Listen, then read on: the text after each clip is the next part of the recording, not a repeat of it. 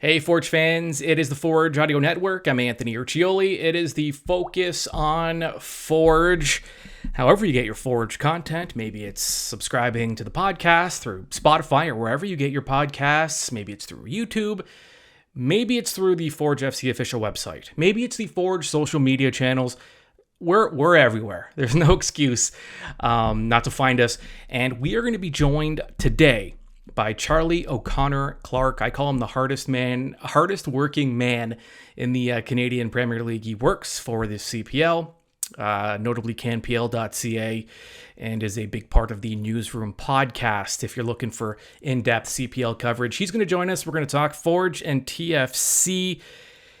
Yes, it was a heartbreaking loss to go down 6-5 in penalties after the 1-1 draw after 90 minutes. But when the dust settled and you woke up the next morning, I think a lot of Forge fans felt pretty good. I mean, Forge absolutely made it. It's not often you can make a statement in a losing effort, but Forge absolutely did. They did everything they needed to do to win that match. It just didn't go their way. It happens. Sometimes you get unlucky, and sometimes your best efforts aren't enough. But more often than not, Forge FC plays that way. They're going to be winning consistently and for a long time. And they're going to be winning some trophies, more trophies to add to their mantles. All right, joining us on the Forge Audio Network is Charlie O'Connor Clark, the hardest working man in the Canadian Premier League, and he joins us to focus on Forge. Now, before we even talk Forge, did you have anything to do with that video that the CPL released, the recap of the Toronto FC Forge game there? The behind the scenes one. I would like to say I had lots to do with it, but I'd say 99% was our resident genius Kenny Edwards. Wow, it was pretty amazing. I mean, Yeah, it's like award winning. That's how good it was. yeah, and I mean shout out to Bobby for wearing a mic and being up for that. So that was all great.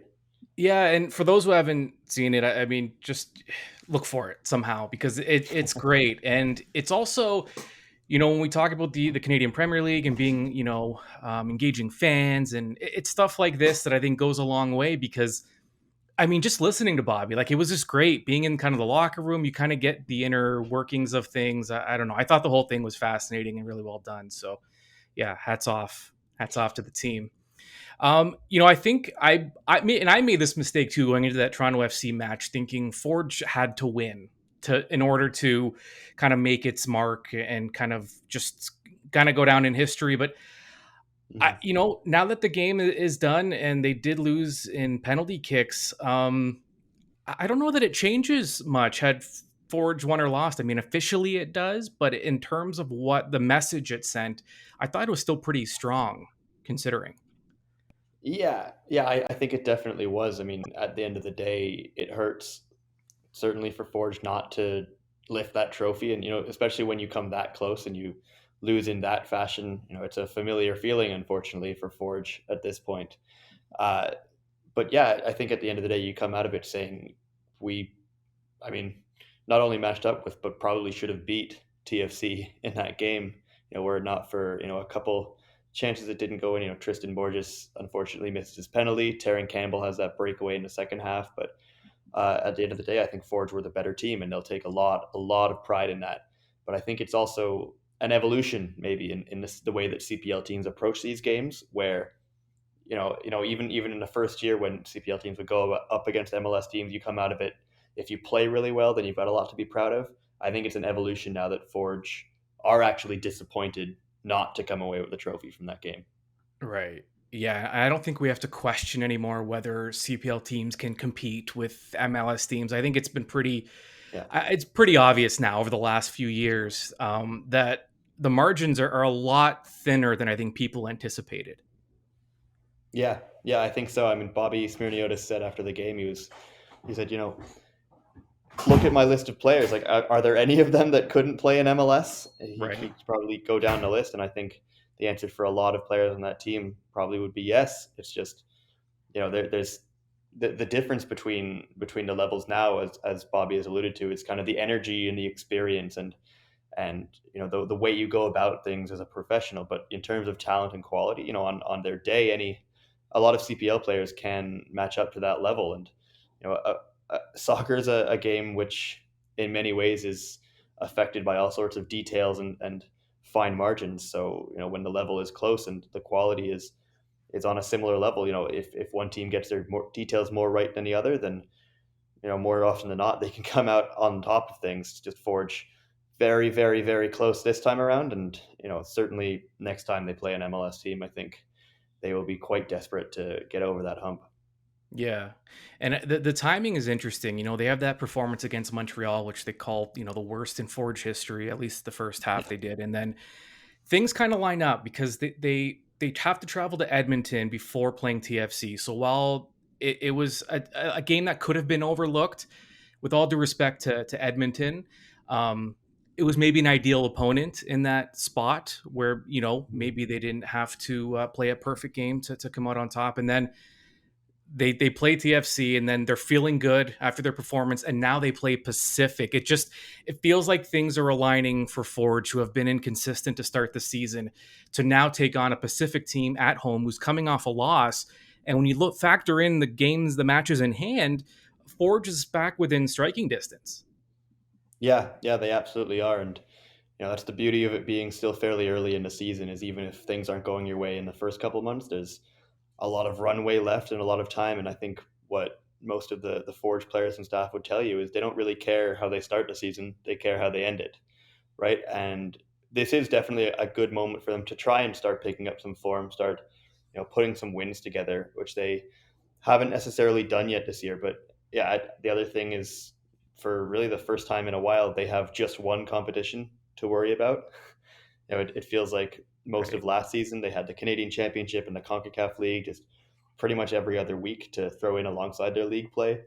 Now, for the rest of the season, it's just the CPL that they have left on the table, so they can throw everything they've got into that.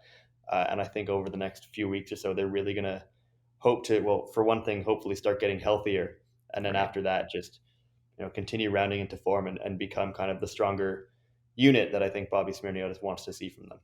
Yeah, and you never want injuries, of course, but there are sometimes little blessings in there, in the fact that all of a sudden you get different looks from your club, and you're seeing different players in different positions, and all of a sudden when you do get healthy, you're almost better than you were before the injuries, just because now that there's guys that are capable of playing in multiple roles. Ashin Yodi Janssen has been Mm-hmm. great playing center back at a position. We've talked a lot about guys like Sissoko, and I mean, there's a whole list of guys we can talk about, but it feels like this team got better in a sense just by testing guys and putting them in positions that you didn't maybe know they were going to be able to thrive in, and they have. Yeah, absolutely. It's a fantastic point. These players that have come in and been asked to play a role that maybe they didn't expect to have to play when they came in. Of Abu Sissoko playing much of the start of the season at right back. I don't think anybody really expected, but he did a very good job there. And now you see, a more recent signing in Rizak Rama comes in and he's able to play right back, which is a fantastic revelation for this club because you can get Sissoko into midfield, and we saw just how incredible he can be in that position against Mhm. TFC. So, and there's all of these players that can come in at pretty much any spot across the back line, and it is by necessity, as you mentioned, but this flexibility and versatility has always been something that Forge have valued. So I think they'll be quite happy with what they've seen so far. And then once players do continue to get healthier, they'll just have so many more options and so much more depth to call on, even from the bench mid game, to really go on a bit of a run. After the match with TFC, Bobby talked about big picture and what this match means for the league. And to take it one step further, I sat in the crowd because I kind of wanted to take in the atmosphere at Tim Hortons Field. Um, and it was amazing. I mean, from opening whistle to final whistle, the hope there is that you have a lot of people who are maybe watching the CPL for the first time that night, maybe watching Forge for the first time, whatever the case is. They're taking in this amazing atmosphere, and they're going to want to come back, and they're going to want to follow this team and their journey. So yeah, big picture here, Bobby gets it. We say that a lot around the Forge offices. Bobby gets it. And yeah, big picture, it seemed like a really good night for not just Forge, not just TFC, but just for the league and maybe Canadian soccer as a whole. Yeah, it absolutely was. Just the atmosphere in there. I think it was 13, almost 14,000 people in that lower bowl of Tim Hortons Field, which is really remarkable. Uh, the atmosphere was incredible. You had two kind of dueling supporters sections with TFC having that one section pretty much right across from the Barton Street Battalion, and they were going back and forth all night, bringing various levels of noise, and it was a lot of fun. But yeah, I think there's certainly, even probably in Hamilton itself, there's probably people who know of TFC and are aware of what they've done in their history, but now they come and they see, oh, there's a team here in Hamilton that can compete right on that level, right? Can compete for trophies, is playing in a Canadian league. So I think you're absolutely right that is exactly what you need, just to foster that understanding and awareness of what the level of this CPL league is, and just I think a lot of people love seeing Hamilton play against Toronto in a lot of different sports. So for it to transfer over to soccer here, I think was a lot of fun. Absolutely. Charlie O'Connor-Clark, what can we expect this week in terms of content from Canpl? Well, it's there's plenty going on across the league. I mean, we've obviously got games coming up this weekend. Today we have a feature on some of the Atletico Ottawa players and what they're doing for Pride Month, which is a lot of really great stuff, and there'll be plenty more to come, especially leading into another couple of really big matches of the weekend. Obviously, Forge hosting Pacific is always a very, very big one to circle on the schedule. So, plenty of stuff left for the week and the rest of the month. So look out for that. Yeah. And of course, you can subscribe to the Newsroom podcast on wherever you get your podcast, Spotify, and you can listen to Charlie O'Connor-Clark, Christian Jack, and the rest. So Charlie, thanks so much for doing this. We'll talk to you soon. Absolutely. Not a problem. Thanks, Anthony. All right, next up for Forge FC, a home match against Pacific FC. First place Pacific FC. Forge can cut into that Pacific lead for first in the CPL. Kickoff is scheduled for 4 o'clock on Sunday at Tim Hortons Field in Hamilton. Tickets still available. Keep it locked to the Forge Audio Network this week. We have plenty more coming up. You're going to have some content from head coach and technical director Bobby Smirniotis, who I've honored in my scarf there from the Barton Battalion. They're available for purchase, by the way, if you want to contact the battalion and get one for yourself. And we're going to hear Behind the Beard with Bobby this week. You're going to get an in-depth preview with Forge against Pacific. And so you're going to want to keep it locked. You don't want to miss any of it. So subscribe, however you subscribe, and keep it locked onto the Forge Audio Network.